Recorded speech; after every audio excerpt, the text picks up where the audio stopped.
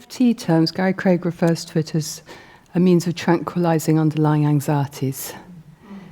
And the thing is, it can be anything. It doesn't, I mean, we've got the obvious, we're going to have a play around with addictive cravings for chocolate in a minute. There are the obvious things like the cigarettes, alcohol, drugs, that sort of thing. But there can be a lot more subtle. You can have addictive processes running for emotions. People can be addicted to being angry or depressed or whatever it is. The whole neurobiology can be addicted to that particular state.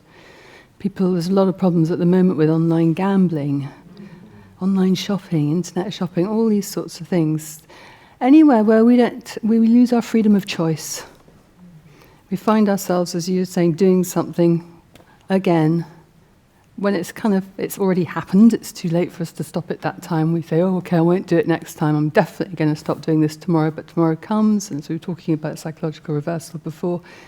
You find yourself doing it again, whatever it is. And there will be a trigger. And at some point, and I think this is really important to remember, addictions always start off as a solution, as an attempt at a solution to something. I often use the example of people who smoke. Have we got any smokers here? No one's going to admit anyway.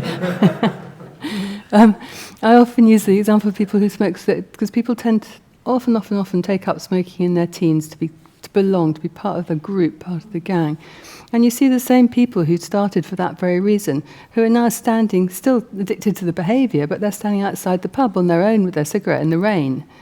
You know, it's the same behaviour, but completely different response, different results. So it's kind of outlived its purpose.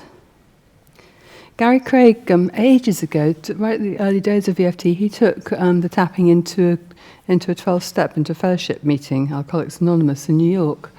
And he was invited to give a short talk. And his talk was scheduled for the end of the evening. So after they'd all shared and they had a chair and things. And he noticed that, no one was drinking alcohol.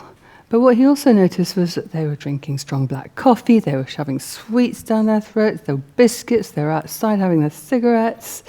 And actually, whilst they were, in inverted commas, free of the alcohol, they just moved their addictions to something that's seemingly more healthy. But actually, the addictive drive was still operating. And they were still kind of imprisoned or trapped by it, albeit in a different way, maybe a slightly cheaper way or whatever. They didn't have freedom.